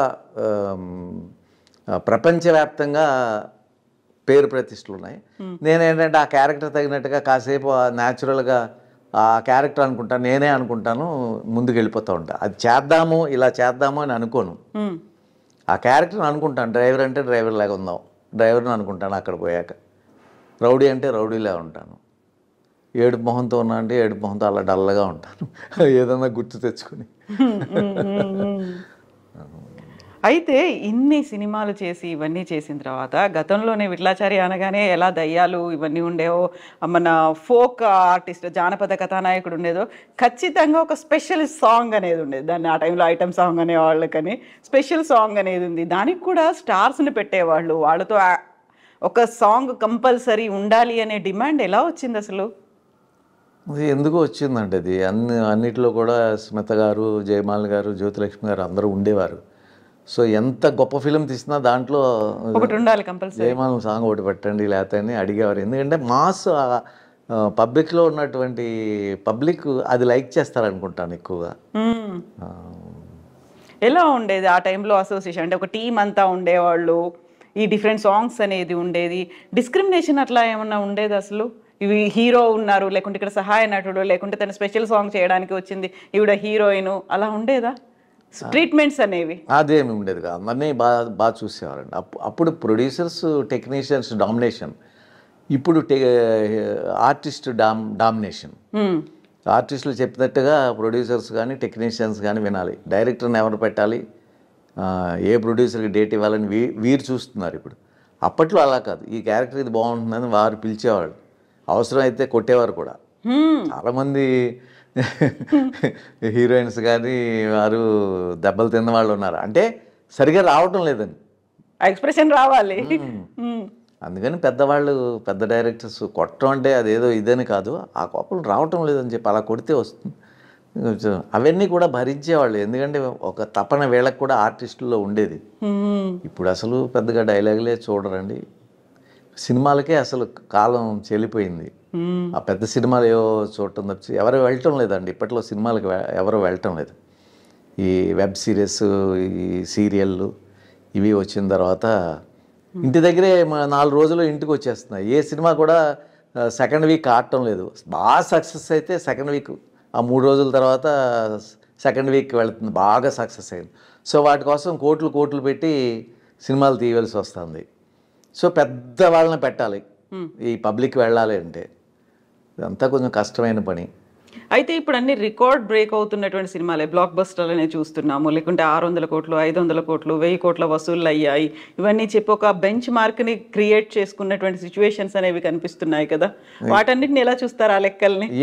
నేను ఇప్పుడు సినిమాల గురించి ఆలోచించడం లేదండి. ఆ కోట్లు ఎప్పుడు చూసారు మీరు? మేము పనిచేసిందన్నీ చూస్తూ ఉంటాం ఈ టీవీ దగ్గర కూర్చున్నప్పుడు. ఎందుకంటే అది 10 days తర్వాత వచ్చేస్తున్నాయి కదా, టీవీలో వచ్చేస్తున్నాయి కదా, అమెజాన్ ఈ ఆహా వీటిలో వచ్చేస్తాయి కదా. సో అప్పుడు చూడటమే. ఎందుకంటే ప్రతి కుటుంబానికి ఇప్పుడు సినిమా చూడాలంటే చాలా కష్టం అండి. 4 వెళ్ళాలి అంటే 2-3 వేలు ఉంటే కానీ సినిమాకి వెళ్ళలేని స్థితి. అది అందరూ మామూలు నార్మల్ పీపుల్ ఎలా తట్టుకోగలరు? సో వాళ్ళందరూ కూడా ఎప్పుడు వస్తుందో టీవీలో అప్పుడు చూద్దామని చూస్తూ ఉంటారు. ఆ విధంగా సినిమాలు అనేది తగ్గిపోయింది. 3 రోజులు 4 రోజులే ఏ సినిమా అండి. అప్పట్లో 100 రోజులు బళ్ళు కట్టుకుని చూసేవాడు సినిమాలు. రామారావు రక్త సంబంధం ఇవి ఉన్నాయంటే, దేవదాస్ ఇవి ఉన్నాయంటే బళ్ళు కట్టుకుని చూసేవాళ్ళండి. ఇప్పుడు బళ్ళు కట్టుకుని కాదు కదా, సోమవారం జనం ఉండటం కష్టం. టికెట్ల రేట్లు అనేవి కూడా విపరీతంగా పెంచేసి, అందుకే షోస్ పెంచి రేట్లు పెంచి జీవోలు కూడా తెచ్చు. యంగ్స్టర్స్ కోసమే సినిమాలు తీయాలి ఇప్పుడు. సెంటిమెంట్, ఫాదరు మదరు మామయ్య బాధలు అవి చూపిస్తే ఎవరు చూడరండి. సో కాలం మారిపోయింది కాబట్టి వాళ్ళకి కావాల్సిన విధంగా, ఈ యంగ్స్టర్స్ కావాల్సిన విధంగా సినిమాలు తీయాలి. లేకపోతే ఇక్కడ తంతే అక్కడ 10 మంది ఎలా పడిపోతారు? అది కరెక్టా? ఎక్కడన్నా జరుగుతుందండి? ఈ హూ అంటే బ్లేడ్ ఉట్టుకుని ఇలా కోస్తే అసలు రక్తాలు వచ్చేస్తాయి. అటువంటిది ఏమీ అన్ని గొడ్డలు తప్పించుకుంటాం, కత్తులు తప్పించుకుంటాం అంతా. కానీ అదేంటంటే చూడటానికి బాగుంటుంది కాబట్టి ప్రతి వాళ్ళు నేను అలా ఉండాలి అన్నట్టుగా హీరోలా ఫీల్ అవుతారు కూర్చున్న వాళ్ళు. హీరోయిన్ లాగా కూర్చున్న లేడీస్ ఫీల్ అవుతారు యంగ్స్టర్స్లో. సో ఆ విధంగా ఉండాలి జీవితంలో. అలా ఎంటర్టైన్మెంట్ అలా వెళ్ళిపోతూ ఉంటుంది. ప్లస్ డబ్బులు ఉన్న వాళ్ళు చూస్తారు, డబ్బులు లేని వాళ్ళు చూడలేరు. ఈ ఛానల్స్లో చూడటమే తప్పితే ఏమైనా సినిమా ఫీల్డ్కి కష్టమేనండి. ఎందుకలా? రాను కష్టం. సినిమాలు ఎందుకు థియేటర్లు కూడా తగ్గిపోతున్నాయి కదా. ఎందుకంటే ఇది పెరిగిపోతుంది. అందరూ ఆ లెవెల్లో తీయలేరు కదా. ఒక పిక్చర్ ఏదైనా ఇప్పుడు ఆ లెవెల్లో తీసినటువంటి వాళ్ళు ఏదన్నా ఒక పిక్చర్ దెబ్బ కొట్టిందంటే 500-600 కోట్లు పోతాయి. తట్టుకోలేరు మళ్ళీ ఆ ప్రొడ్యూసర్. అందుకని డేంజర్. తప్పించుకుని ఆ డబ్బు వరకు వచ్చినా మళ్ళీ ఇది అవి ఫంక్షన్ల కింద పెట్టి ఖర్చు పెట్టేస్తూ ఉంటారు. మళ్ళీ సక్సెస్ అని కొంచెం సక్సెస్ అయిందంటే వచ్చిన డబ్బు వచ్చిన లాభం తక్కువ ఉంటుంది. 500 కోట్లు పెట్టి తీస్తే ఒక 10 కోట్లు వచ్చింది అనుకోండి. అదే అని 500 కోట్లు ఇన్వెస్ట్మెంట్కి 10 కోట్లు రావటం ఏంటి? సంవత్సరం 2 సంవత్సరాల తర్వాత ఎంత మీరు ఇంట్రెస్ట్లు చూడండి. 500 కోట్లకి 3 yearsలో 1500 కోట్లు అవుతుంది. చిన్న ఇంట్రెస్ట్, బ్యాంక్ ఇంట్రెస్ట్ చేసుకుంటే దానికి ఏం లాభం? ఎక్కువ దెబ్బలు తగులుతాయి కదా, అన్నీ సక్సెస్ అవ్వవు కదా. ఎప్పుడు మీరు థియేటర్లో చూసినటువంటి సినిమా ఏంటి? థియేటర్కి ఈ మధ్యకాలంలో ఎప్పుడు వెళ్ళలేదమ్మా నేను. ఇప్పుడు సూపర్ హిట్ అయిన అసలు చాలా సినిమాలు నేను చూడలేదు. బాహుబలి చూసా, కెనడాలో చూసా. శ్రీమంతుడు, బాహుబలి నేను కెనడా 1-2 చూసారు. RRR 1-2 చూడలేదండి. బాహుబలి 1-2 చూడలేదు. నేను వచ్చేసాను తర్వాత మళ్ళీ హైదరాబాద్లో చూడలేదండి. నాకు RRR మా కుటుంబ సమస్యలతోనే మేము సతమవుతూ ఉంటాం. సినిమాలకు వెళ్ళే అంత ఇది ఉండు. మా ఇంట్లో వాళ్ళు వెళ్తారు. మొన్న ఏదో ప్రభాస్ సినిమా ఏదో కల్కి ఏదేనుకో, ఎక్కడ ఉన్నారని ఇంట్లో వాళ్ళు ఫోన్ చేస్తే మేము కల్కి థియేటర్లో ఉన్నారు, కల్కి సినిమా చూస్తున్నాం అన్నారు వాళ్ళు. నాకు పెద్ద ఇంట్రెస్ట్ లేదండి. నేనేంటంటే నేను ఉన్నది రన్ అవుతుంది సీరియల్స్ ఛానల్స్ కాబట్టి దీంట్లో తమిళ్ సీరియల్స్ ఎక్కువ కొంచెం అబ్జర్వ్ చేసుకుంటూ ఉంటా. భాష ఎలా చేస్తున్నారు, ఎలా చేయకూడదు అని, నేను చేసిన తప్పులేంటి ఏంటంటే ఇవన్నీ వీటిలోనే ఉంటాయి నాకున్న టైంలో. సో బాహుబలి 1 చూసారు, 2 చూడలేదు. RRR చూడలేదు. చాలా సినిమాలు చూడను. KGF అసలు సినిమాలు ఇలాంటివి అంటే యాక్చువల్గా ఇప్పుడు ఇవన్నీ కూడా ఒక బెంచ్ మార్క్ క్రియేట్ చేశాయి అనేది. బాహుబలి 2 అనేది రికార్డ్స్ క్రియేట్ చేసింది. ఆ రికార్డు సాధిస్తే అంతకు మించి అన్నట్టుగా లెక్కలు కనిపిస్తుంది. నాకు ఉపయోగం ఏమీ లేదు ఆ సినిమాలు చూడటం వల్ల. నా లైఫ్ ఏంటంటే నేను బ్రతకటం, నా కుటుంబాన్ని బ్రతికించటం. సో నాకేంటంటే నాకు సీరియల్స్ అంటే ఏంటంటే అన్ని సెంటిమెంట్తో కూడి అందరూ కూడా పెద్దవాళ్ళు చిన్నవాళ్ళు ఇంట్లో కూర్చొని ఆడవాళ్ళు చూసే సినిమాలు లాంటివి. సో అవి సీరియల్స్లోనే ఉంటాయి ఆ ఎమోషన్స్ అన్ని. సో వాటి మీద నేను బ్రతుకుతున్నాను కాబట్టి వాటితోనే నాకు సరిపోతాను. నేను ఆ సినిమాలు చూడటం వల్ల నాకు ఉపయోగం లేదు, నన్ను వాళ్ళు తీసుకోరు, నేను పనికిరాను కూడా. ఇన్ని జానపదాలు చేసినా మరి బాహుబలిలోని వాటిలోని నేను వేశానా? మీరు అంటున్నారా బో జానపద కథానాయకుడు ఎవరైనా ఇచ్చారా? అవన్నీ ఊరికే అండి. సో మీరు వాళ్ళకి అందుబాటులో లేరా, లేకుంటే మీరునే వద్దనుకున్నారా వాళ్ళు? గుర్తుండను. తర్వాత ఇంకోటి ఏంటంటే నాకు ఇవ్వలేదని కూడా నేను బాధపడను. ఎందుకంటే వాళ్ళ ఫిగర్స్ చూస్తుంటే, వాళ్ళ ఫిట్నెస్ చూస్తుంటే, ప్రభాస్ది కానీ రాణాది కానీ ఈ మన చిరంజీవి గారి అబ్బాయిది కానీ రామ్ చరణ్ కానీ అందరూ కూడా ఆ ఫిట్నెస్లో వాళ్ళు అలా ఉన్నారు, మేము అలా లేము. కాకుండా మీకు తగ్గ క్యారెక్టర్స్ అవి ఉంటాయి. ఇప్పుడు ఇక్కడ తమిళ సీరియల్లో అంటే ఒకటి హీరో కింద వేసిన తర్వాత పక్కన నిలబట్టడం అనేది నాకు ఇష్టం ఉండదు. వాళ్ళు నన్ను అడగలేదు, అడిగితే నేను చెప్పేవాడిని నాకు వద్దు అని. ఇప్పుడు ఏదైనా భారతం తీస్తున్నారనుకోండి, మనకు వేషం ఇవ్వాలంటే మంచిది ఏదైనా ఇవ్వాలి, ధర్మరాజు లాంటితో ఏదైనా ఇవ్వాలి. అటువంటి ఒక సో ఆయనకి పెద్ద ఫిట్నెస్ అక్కర్లేదు, చక్కగా ఉంటే సరిపోతుంది. ఇవన్నీ ఇవ్వాలన్నా కూడా కొంచెం ఆలోచించాలి. ఎందుకంటే ఆ వేషం వేసుకుంటే నాకు వేసేవాళ్ళకంటే నేను చిన్నగా అనిపిస్తాను, ఎందుకంటే నా పర్సనాలిటీ అటువంటిది.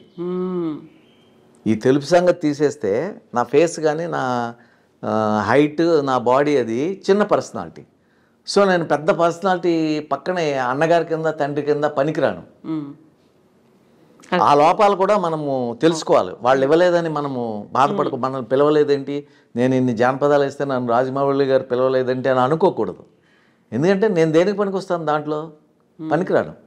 చిన్నది వాళ్ళు ఇవ్వడం లేరు, ఒకవేళ చిన్నదాన్ని ఆఫర్ చేసినా నేను చేయను. ఎందుకంటే ఒకప్పుడు నాకు ఇవి ఉన్నాయి కదా పక్కన నా లైఫ్ మెయింటెనెన్స్కి. సో చిన్నగా వెళ్ళి నేను నిలబడవలసిన అవసరం లేదు. పేరు ప్రతిష్టలు ఉన్నాయి కదా, ఇప్పుడు వచ్చినా మీరు జానపద హీరో అంటున్నారా, ఆ పేరు అలా ఉండిపోతేనే మంచిది. అవును. అయితే ఇప్పటికి సీరియళ్ళు కావచ్చు, ఓటీటీలకు కావచ్చు, ఈ రెండింటికి డిఫరెంట్గా వచ్చినటువంటి పేరు ఏంటంటే, సీరియళ్ళలో ఎక్కువగా అత్తాకోడలు క్రూయాలిటీ అనేది చూపిస్తుంటారు, లేకుంటే ఓవర్ ఎమోషన్స్, ఓవర్ యాక్టింగ్ అనేది ఉంటుంది. వాటన్నిటిని ప్రతి ఇంట్లో చూస్తున్నారేమో కానీ అవే జరగట్లేవు కదా ప్రతి ఇంట్లో అనేది కూడా ఉంటుంది. కరెక్టే. అంత ఎందుకు దానికి కనెక్ట్ అయ్యారు జనాలు? తెలియలేదండి. జనాలు అంటూనే ఉంటారు, జనాలు తిడుతూ ఉంటారు, ప్రతి దాంట్లో ఇదేనా అంటూనే ఉంటారు, మరి వాళ్ళు తీస్తూనే ఉంటారు, మనకు తెలియదు. అదే సక్సెస్ మనం క్వశ్చన్ చేయకూడదు, ఎందుకంటే మనం వాటిలో బ్రతుకుతున్న వాళ్ళం. సో మనం క్వశ్చన్ చేయకూడదు.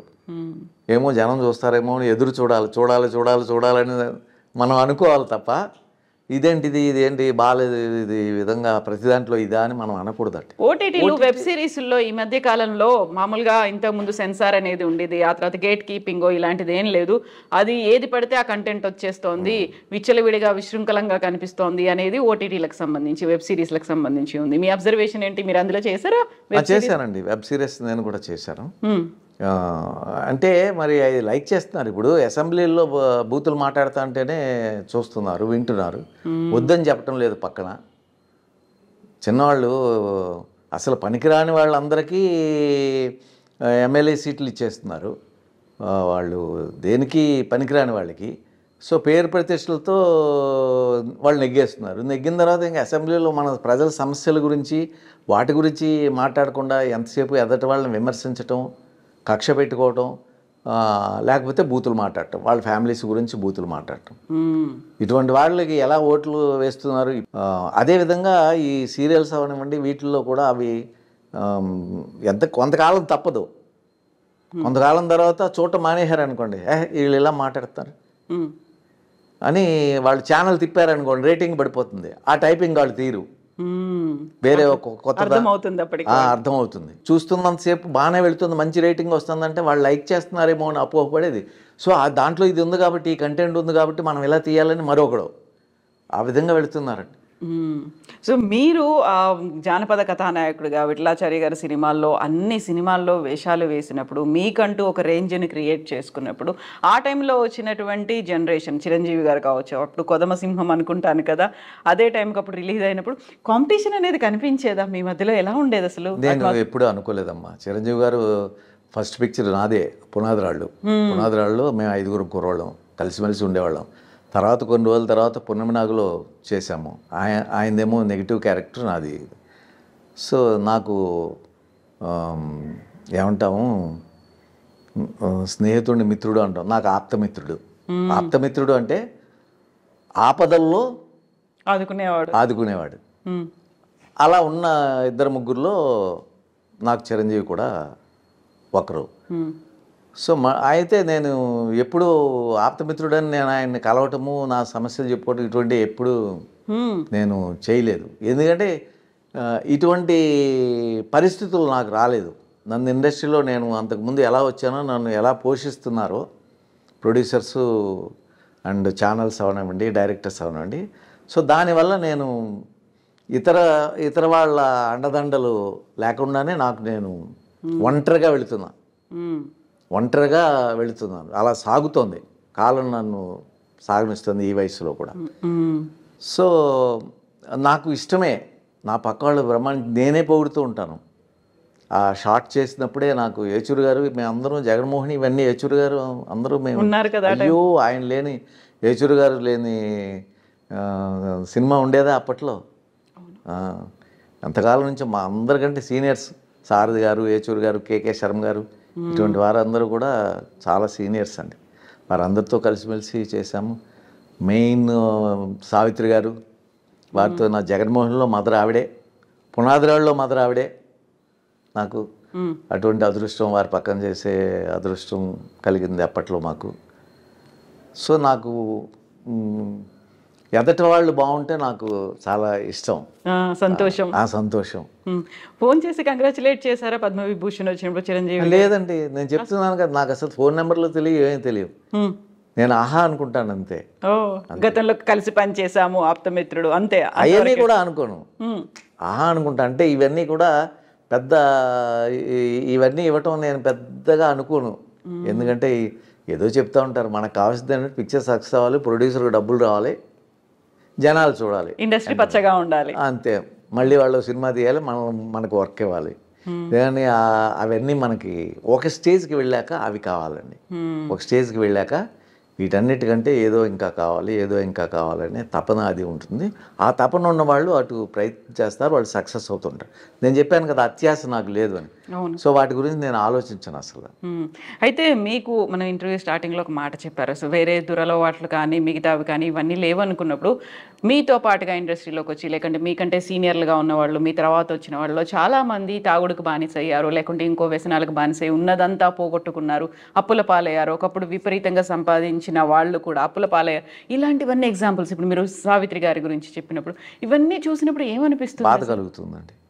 బాధ కలుగుతుంది. ఏదైనా చేయగలిగితే మనం ఆహానే పొజిషన్లో లేము, చిన్నగా ఏదైనా చేయగలం అంతే. పెద్ద ఉన్నవాళ్ళు వాళ్ళు తలుచుకుంటే ఏదైనా చేయగలరు. వాళ్ళకి ఆ మనస్తత్వం ఉంటుందో లేదో తెలియదు. మనకేమిటంటే చేద్దామన్నా మన దగ్గర ఉండవు. ఎప్పుడైనా చెప్పేవాళ్ళ సావిత్రమ్మ గారితో కానీ ఇంకెవరితో నేను ఇలా మాట్లాడినప్పుడు డిస్కషన్స్లో కానీ? లేదండి, అసలు సావిత్రమ్మ గారు యాక్ట్ చేసినప్పుడు మాకు ఆవిడ అన్ని కష్టాల్లో ఉన్నారని తెలియదు. ఈ మధ్యన ఈ యూట్యూబ్స్ అవి వచ్చిన తర్వాత వాటిలో వేసి 600 ఇంట్లో ఉన్నారు, లేకపోతే రేక్ షెడ్లో ఉన్నారని తెలిస్తే, అవునా అప్పట్లో మనం పనిచేసామే, బోల్డ్ అంత ఇచ్చేవాళ్ళే మన దగ్గర ఉన్నది అని కళ్ళంటా నీళ్లు పెట్టుకున్నాను. అంతే కదా, తెలియకుండా వచ్చేవాళ్ళు షూటింగ్కి.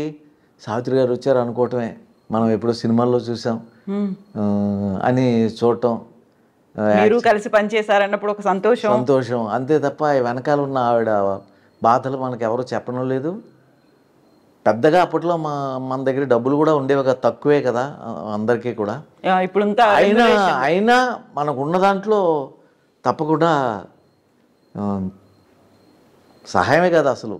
ఎంత మరి మన పెద్దవాళ్ళు ఎందుకు అటువంటి వాళ్ళని ఆదరించలేదో కూడా అర్థంగా. కానీ వాళ్ళ లోపల కూడా ఏవో ఉంటాయి, అది మనసులో పెట్టుకుని వీళ్ళు వాళ్ళని చూసేది ఏంటని వదిలేశారు. తప్పులను క్షమించి ఒక ఇదని చెప్పి అందరూ సహాయం చేసే గుణం మరి ఉండుంటే బాగుండేది. అది ఎవరు చేయలేకపోయారు. లేకపోతే వారికి కూడా అలా అన్ని కష్టాలని తెలియలేదు, బయటికి చెప్పుకోలేదేమో, తెలియలేదేమో, అంత కష్టాల్లో ఉన్నారని తెలియదేమో. అనేక కారణాలు ఉండొచ్చు అంటే. అదే టైంలో ఓన్లీ ఇప్పుడు మన సావిత్రమ్మ గారి గురించి మాట్లాడుకున్నాం కానీ చాలా మంది ఇలా అప్పుల పాలయ్యారు, లేకుంటే ఉన్నదంతా నమ్మి ఇచ్చేసారు ఎవరికో అనేది ఉంది. వాళ్ళు ఏదో ఒక కథ చెప్పారు, లేకుంటే వాళ్ళ దీనగాథ చెప్పుకున్నారంటే ఇంట్లో వాళ్ళ ఇది కూడా పైకి వచ్చినప్పుడు మనం ఏమి వెనకాల వాళ్ళే చూస్తారు కాబట్టి అవన్నీ వాళ్ళ పేర్లో వీళ్ళ పేర్లో అన్నీ పెట్టి వీళ్ళు ఇంట్లో వాళ్ళు అన్యాయం చేస్తున్న వాళ్ళు కూడా చాలామంది ఉన్నారు. వాళ్ళకి అన్నీ పోగొట్టుకోవటం జరిగి ఎదటి వాళ్ళ మీద అన్నీ ఉండటం, ఆస్తులు అవి అన్నీ ఉండటం. సో వీళ్ళు లేకపోవటం. కొంతమంది సినిమాలు తీసి ఇప్పుడు కాంతారావు గారు ఉన్నారంటే వారి ఇల్లు ఇక్కడే మీ పక్కనే. ఇప్పుడు కరెక్ట్ గా ఇప్పుడు మనం ఉన్న ప్లేస్ లోనే కాంతారావు గారి ఇల్లు ఉండేది. ఇల్లు ఇది కాదు, అది అమ్ముకొని వెళ్ళిపోయారు హైదరాబాద్.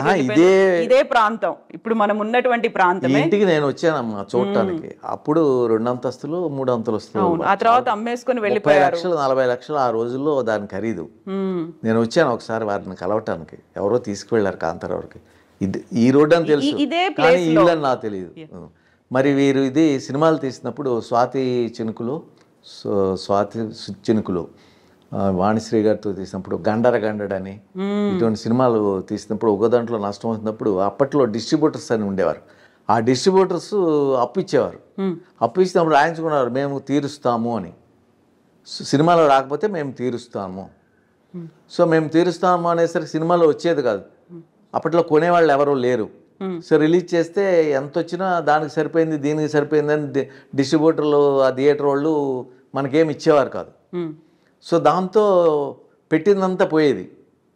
సో వాళ్ళేమో మా డబ్బులు రాలేదు, మా డబ్బు ఇవ్వండి అని చెప్పి మీద పడితే వారు నా దగ్గర లేదు అని ఎదురు తిరిగే మనస్తత్వం లేకుండా గౌరవం కోసం ఇల్లులు అమ్మేసి అలా చేసింది. ఎందుకంటే పూర్వం ఎంతో ఉండేదంట వారి విలేజ్లో, తెలంగాణలో దగ్గర 100 ఎకరాల పైచల్లా ఉండేది. అన్నీ పోగొట్టుకున్నారు. వారి డాక్టర్ ఇంటర్వ్యూ చూస్తూ ఉంటాం, వాళ్ళ అబ్బాయి డాక్టర్ చెప్తూ ఉంటారు. సో అట్లా పోయినవి అమ్మేయటం జరిగింది. అమ్మిన తర్వాత మరి పాపం ఆయన లాస్ట్ వరకు కూడా మేము సీరియల్లో పనిచేసాం. అన్నయ్య అటువంటి కృష్ణ గారి సీరియల్లో నేను వారు కలిసి పనిచేసాం. ఎప్పుడు బాధలు చెప్పుకోరు. పద్మనాభం గారు కానీ కాంతారావు గారు కానీ వాళ్ళ బాధలు చెప్పుకునేవాళ్ళు కాదు. ఏమిస్తే అది తీసుకునేవాళ్ళు, వెళ్ళేవాళ్ళు. సరే మన తప్పు, మనం నిలబెట్టుకున్నవాడు అదృష్టవంతుడు, ఫ్యూచర్ ఆలోచించి నిలబెట్టుకోలేనివాడు దురదృష్టవంతుడు. వాళ్ళు వెనకాల వాళ్ళు కూడా దురదృష్టవంతుడు. అవును కదా. ఇప్పుడు నాకు అదే కాట్రగడ్డ ప్రసాద్ గారు చెప్పినప్పుడు ఆ మాట, ఇప్పుడు మనం ఉన్నటువంటి ఈ ప్రాంతంలోనే కాంతారావు గారి ఇల్లు ఉండేది, దాన్ని అమ్ముకొని వెళ్ళిపోయారు. ఆ తర్వాత హైదరాబాద్కు షిఫ్ట్ అయిపోయారు, ఇక్కడ మారిపోయింది ఆ సినిమా వల్లే.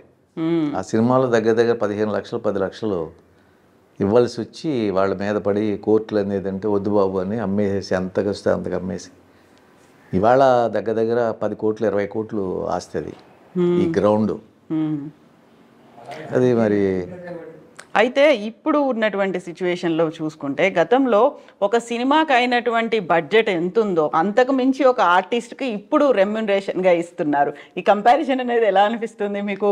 పరిణామక్రమం అనుకోవాలా లేకుంటే డిమాండ్ పెరిగిందా? అంటే కాలం మారింది అంతే అండి. అప్పటిదప్పుడే అప్పుడు రూపాయి విలువ ఇప్పుడు అప్పుడు 1000 రూపాయలు, ఇప్పుడు లక్షలు.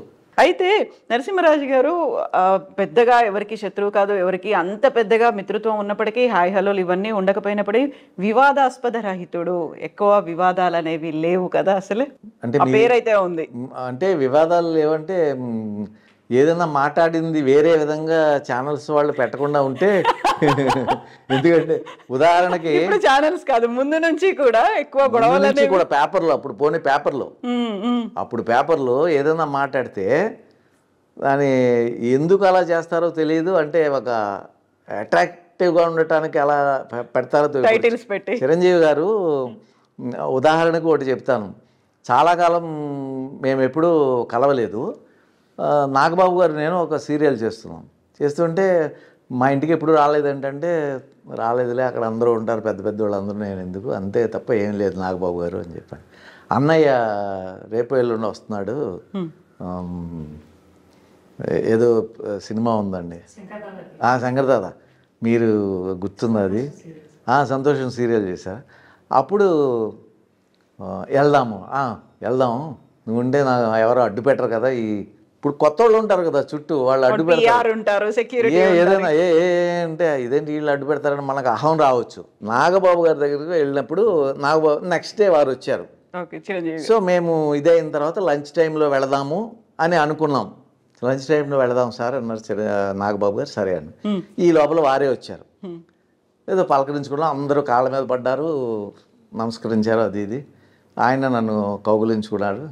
ఏమయ్యా ఎలా ఉన్నావు రాజు అని. బాగానే ఉన్నాను. మా డైరెక్టర్ని కూడా పరిచయం చేస్తే ఆయన దూరం వెళ్ళిపోయాడు. ఆయన కొంచెం అదొక టైప్ మెంటాలిటీ, ఇన్ఫీరియారిటీ కాంప్లెక్స్, ఆయన హలో అని వెళ్ళిపోయారు ఆయన. సో నేను దూరంగా ఉన్న ఫోటోలు తీసుకుంటా అంటే తర్వాత నా మొదటి హీరో గారు రండి ఫోటో దిగాలి అని ఫోటో దిగాను. నాగబాబు, నేను, ఆయన. అదే నా ఇంట్లో ఉంటుంది. నా ఇంట్లో ఫోటో లేదు ఏమీ, ఇది ఒక్కటే ఉంటుంది. నేను ఎప్పుడు పెట్టుకో, నా ఫోటోలు కూడా పెట్టుకోలే. దీన్ని ఏమని రాశారు, నన్ను ఆయనే నా దగ్గరికి వచ్చాడు అని హెడ్డింగ్ పెట్టి ఒక యూట్యూబ్ వాళ్ళు వేశారు. అది ఎంత బాధపడతారు. మీరు దూరంగా ఉన్నారు, చిరంజీవి గారే వచ్చేసి మిమ్మల్ని కలిశారు అని. అలా అని కాదు, అది ఎలా ఉంటుందంటే అది చదివే ఆయనే నా దగ్గరికి వచ్చాడు అని ఇలా నా ఫోటో వేసి చిరంజీవి వేస్తే నేను వాడిని కలవను, వాడే నా దగ్గర రావాలి అన్న మీనింగ్ రావటంలా తప్పు కదా. అది లోపల మ్యాటర్ వేరే ఉంది, లోపల ఏమి చెప్పామో అదే ఉంది. సో ఈ జనానికి అట్రాక్షన్గా ఉండటానికి వీళ్ళు ఇది చేస్తారు. అర్థమైంది. దీనివల్ల ఏంటంటే మనసులో అది లోపల మ్యాటర్ చదవలేదు అనుకోండి, అది గుర్తుపెట్టుకున్నామంటే ఇప్పుడు నేను ఆప్తమిత్రుడు అంటున్నాను, అది కాకుండా అతనే నా దగ్గరకు వచ్చాడంటే ఏంటి ఎలా అంటాడు అని అనుకోరా హెడ్డింగ్ చూసి చదివే సమయం లేకపోతే. అవును కదా. మరి ఇలా ఉన్నాయి. కొంతమంది ఏమో బతికున్న వాళ్ళని చంపేస్తున్నారు, ఫోటోకి దండలు వేసేసి చచ్చిపోయారని రాస్తున్నారు, చనిపోయిన వాళ్ళు బతికున్నారని రాస్తున్నారు. ఇలా అయిపోయింది. కాలంతో పాటు నవ్వుకోవటం, వెళ్ళిపోవటం. ఇదే ఆలోచించామనుకోండి మనం ముందు మీరు అన్నట్టు అనారోగ్యం పాలైపోతాం.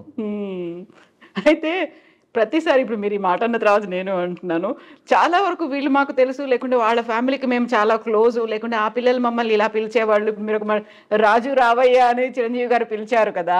సో ఇంత ప్రతిదాన్ని ఇప్పుడు గొప్పగా చెప్పుకోవాల్సినటువంటి పరిస్థితులు ఏర్పడాయి అనిపిస్తోంది కదా ఇప్పుడున్నటువంటి సిచ్యువేషన్లో చూస్తే. లేదు నాకు చిరంజీవి గారు చాలా క్లోజు, బాల్యమిత్రులు, లేకపోతే వీళ్ళు మేము చిన్నప్పటి నుంచి కలిసి పెరిగేవాళ్ళం, ఇలా పిలుచుకునేవాళ్ళం, ఇలా ఆడుకునేవాళ్ళం, ఇలా సినిమాలు చూసేవాళ్ళం, అదంతా చెప్తే చాలా గొప్పగా అనిపిస్తోంది కదా ఇప్పుడు. ఏమో మరి ఎలా ఫీల్ అవుతారు. అబ్బా ఊరికే సోది చెప్తున్నాడు కూడా అనుకునే వాళ్ళు కూడా ఉంటారు. మెయిన్ మ్యాటర్ చెప్పకుండా మైండ్ సెట్ ఎలా ఉంటుందో తెలియదని చదివేవాళ్ళది. ఏదైనా మనం మాట్లాడుతుంటే సోది చెప్తున్నాడు, బా సోది చెప్తున్నాడు ఏంటా అని పక్కకి వెళ్ళిపోతారు. సో మెయిన్ మ్యాటర్ చెప్తుంటే అది ప్రజెంట్ది కావాలి, ప్రీవియస్ వద్దు. కానీ చాలా మందికి ప్రీవియస్ హిస్టరీ ఏంటి, వాళ్ళ బ్యాక్గ్రౌండ్ ఏంటి, లూప్ హోల్స్ ఏంటి, ఇవి తెలుసుకుంటే అవన్నీ వద్దండి. అవన్నీ ఎవరో వినరు, తిప్పేస్తారు. ప్రజెంట్ ఏదైనా చెప్పగలిగితే ప్రజెంట్ ఉన్నోడిని వాడు ఎదవా, వీడు మంచివాడు, ఇది మాట్లాడితే వీడు బాగా మాట్లాడుతున్నాడు, వీడు ఇది చూడాలి అంది. కానీ వాడు మంచివాడు, వాడు చేసిన మంచి పనులు ఇవి అన్నాకని చూడరా. మంచి పనుల గురించి చెప్పొచ్చు, చెడు పనుల గురించి చెప్పొచ్చు. మంచి పనుల కంటే చెడు గురించి చెప్తుంటే వింటారు. మంచి పనులు చెప్తే అవి సరే, ఇంకా వాడు ఏం దరిద్ర పనులు చేశాడు అవి చెప్పండి అంటారు. క్యూరియాసిటీ పెంచుతుంది కదా. చనిపోయిన వాళ్ళ గురించి కానీ ఉన్న వాళ్ళ గురించి మంచి తీసుకోవాలండి, చెడు పక్కన పెట్టేయాలి. మంచి కూడా ఉంటుంది కదా, ప్రతి వాళ్ళలోని మంచి చెడు ఉంటుంది. మనం మంచి తీసుకుంటే బాగుంటుంది, చెడుని వదిలేసేసి. చాలా వరకు మీరు 53 ఏళ్ల నుంచి ఉన్నారు అంటే ఇన్ని వందల మందితో క్యారెక్టర్ ఆర్టిస్టులు కావచ్చు, హీరోలు, హీరోయిన్లు, డైరెక్టర్లు, ప్రొడ్యూసర్లు, వీళ్ళందరి గురించి ఎంత చెప్పినప్పటికి కూడా వాళ్ళు ఇలాంటి మైండ్ సెట్తో ఉండేవాళ్ళు, లేకుంటే వాళ్ళు చేసిన పని ఇది అన్నప్పుడు ఆ క్యూరియాసిటీ పెంచుతుంది. అదే కదా మీరు పెట్టినటువంటి ఈ థంబ్నెయిల్ కావచ్చు, టైటిల్ కావచ్చు, అట్రాక్ట్ అవ్వడానికి అదే యూజ్ అవుతుంది కదా. అందుకే మేమేమి అంటాం లేదండి, మొదట తర్వాత చదువుతారు, టైటిల్ బాగోకపోతే చదవరు అసలు. అది వీక్ టైటిల్ అయితే, సినిమాకి కూడా వీక్ టైటిల్ పెట్టామనుకోండి చూడరు ఆ సినిమాకి. ఉన్నా లేకపోయినా, దాంట్లో మ్యాటర్ ఉన్నా లేకపోయినా మంచి టైటిల్ పెడితే ఇది ఆ విధంగా ఫాలో అవుతున్నారు. ఊరికే సరదాగా చెప్తున్నాను ఈ విధంగా. అయితే ఇప్పుడు మీరు ఇంట్లో కేవలం ఆ ఒక్క ఫోటో మాత్రమే ఉందన్నారు, ఇంట్లో అదొకటే ఉంది. ఇప్పుడు మీకు గ్రాండ్ చిల్డ్రన్ వచ్చారు, లేకుంటే మా తాత మా తాతగారు ఇలా విఠలాచార్య సినిమాలో చేసేవాళ్ళు, లేకపోతే జానపద కథానాయకుడు అంటారు, ఆంధ్ర కమల్ హాసన్ అంటారు, ఇవన్నీ చెప్పుకోవడానికి వాళ్ళకి ఏం మిగిలిస్తారు? ఏమి లేదు, వాళ్ళు ఎవరో చెప్పుకోరు ఇవన్నీ. ఎందుకు? నన్ను ప్రజెంట్ చూసిన తర్వాత ఓ తాత వెరీ సెక్సీ యు ఆర్ అంటారు. ఏదన్నా ఇది ఉంటే ఇదే మాట్లాడతారు తప్పితే గతం నువ్వు సినిమా హీరోవి అవి ఇవి ఇవేమి మా మనవలు తెలుసు చూపించలేదు. ఇప్పుడు చేసేవి చూస్తారు అప్పుడప్పుడు, అప్పటివి అప్పటి చూడరండి. ఎందుకలా చూడరు? అప్పుడు సినిమాలు ఎవరు చూడరు ఇప్పుడు. అప్పుడు బాధలు గాథలు ఆ స్టోరీస్ ఎవరు ఆ సినిమా తీసామనుకోండి రిలీజ్ కూడా అవ్వదు. అయితే ఇప్పుడు వాళ్ళు చూడరు. యు ఆర్ సో సెక్సీ అని మీరు ఇప్పుడు అన్నప్పుడు, ఇప్పుడే కాదురా నేను అప్పుడే ఇలా ఉండేవాడిని నన్ను చూపించలేదు, అసలు చూపించాలనిపించలేదు. అంత టైం ఉండదు వాళ్ళకు కూడా. తాత యూఆర్ లుకింగ్ సో సెక్సీ అని అలా వెళ్ళిపోతారు. ఏజ్ ఎంత? చిన్నపిల్లలు. ఏమనిపిస్తుంది అప్పుడు మీకు? వాళ్ళకి అలా అనిపించింది, అలా మాట్లాడుతున్నారు. ఆ టైంలో మీరు హీరోగా ఉన్నప్పుడు ఇలాంటి కామెంట్స్ ఎవరి దగ్గర నుంచి వచ్చాయా? వచ్చినా ఏదేంటో మనకి తెలుసు కదా, పెద్దగా రాలేదు. ఎందుకంటే మనం క్లోజ్గా ఎవరితోని కూర్చొని ఏదైనా సీన్ గురించి డిస్కస్ చేయటము, లేకపోతే వెళ్ళిపోవటం, ఆ టైంకి రావటం వెళ్ళిపోవటం. పెద్దవాళ్ళు కదండి అందరూని. మేము యేచూరి గారు మేము శారద గారు మాట్లాడుకోవటమే గొప్ప కబుర్లు చెప్తాం. అందులో వీళ్ళు మాట్లాడేది నేనే వింటమే, ఎందుకంటే వాళ్ళు కమెడియన్స్, టాప్ కమెడియన్స్ వీరు. ఎప్పటి నుంచో ఉన్నవాళ్ళు కదా. మేము కొత్తలో వచ్చినప్పుడు ఆ టీ నగర్ అది ఇక్కడే పాండీ బజార్లో వీళ్ళందరినీ చూసేవాళ్ళం. యేచూరి గారిని, కేకే శర్మ గారిని, శారద గారిని, పొట్టి ప్రసాద్ గారిని, వీళ్ళందరూ ఒక్కొక్కరు ఒక్కొక్క డిఫరెంట్ టైప్ కమెడియన్స్. సో ఎంత రియల్ లైఫ్లో ఎంత నవ్విస్తారో వీళ్ళు. సో వీళ్ళన్నీ మేము చూస్తూ ఉండటమే. వాళ్ళకి చెప్పేంత కానీ వాళ్ళ ఇది కానీ మాకు లేదు. అప్పుడు లేదు, ఇప్పుడు లేదు. ఇప్పుడు కూడా మా కమెడియన్స్ మా పక్కన ఉన్న వాళ్ళు ఏది చెప్తుంటే అదే వింటూ కూర్చుంటాం. అయితే ఆ టైంలో ఇన్ని సూపర్ హిట్ మూవీస్ చేసినటువంటి ఒక జానపద కథా నాయకుడు అనుకున్నప్పుడు మీకున్నటువంటి నేము, ఫేము, మీకోసం ఎదురు చూసేటువంటి ఫ్యాన్స్, మీతోనే సినిమాలు తీసుకోవాలనుకునేటువంటి డైరెక్టర్లు, ప్రొడ్యూసర్లు ఇంతమంది ఉన్నప్పుడు మీ పేరుతో లేకుంటే మీ చుట్టుపక్కల ఎక్కువ మంది ఉండాలి అనేటువంటిది ఒక ఫీల్ అనేది మీకు కూడా ఉండకపోయేదా? అంటే నాతోనే సినిమాలు తీయాలని అంత ఏ ప్రొడ్యూసర్లు లేరండి. ఆహా, సినిమా చేస్తూ ఇది ఆయన ఉన్నారు కదా, ఆయన ఉంటే పెడదాం ఆయన్ని అనేవారు. నేను ఉన్నాను కాబట్టి నన్ను పెట్టేవారు. నేను లేనంటే వేరే పెట్టుకుని ఉండేవారు. పెద్ద నా కోసమైనా అది కొంతమందికే వస్తుంది. రామారావు గారికి, చిరంజీవికి, కృష్ణ గారికి, శోభన్ బాబు గారికి, కృష్ణరాజు గారికి, ఈ పెద్దవాళ్ళందరికీ కూడా ఈ క్యారెక్టర్ కృష్ణరాజే ఉండాలి ఈ క్యారెక్టర్. మనకి అలా లేదండి. కాకపోతే ఆయన ఉన్నాడేమో చూడండి, అలవాటు అయిన ఆయన కదా, మనం ఫ్రీగా ఉండేవాళ్ళం, మనకి ఇచ్చేవారు, అవకాశాలు ఇచ్చేవాళ్ళు మనకి, మనం చేసేవాళ్ళం. సో ఇలాంటి వివాదాలు కానీ, ఇలాంటి ఒక పేరు రావాలి, పాపులారిటీ రావాలి, ఒక సెలబ్రిటీ హోదా రావాలి, లేదు లేదు, అసలు ఏమీ లేదు. సినిమా ఆడాలి, ప్రజలు చూడాలని కోరుకునేవాళ్ళం, దండం పెట్టుకునేవాళ్ళం. ఎందుకంటే ఆడితేనే మళ్ళీ ఇంకో ప్రొడ్యూసర్ మనకి ఇస్తారు. అవును.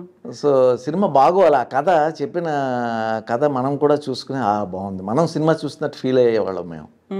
సినిమా చేసిన ఇప్పుడు సీరియల్ కానీ ప్రతిదీ చూస్తామండి.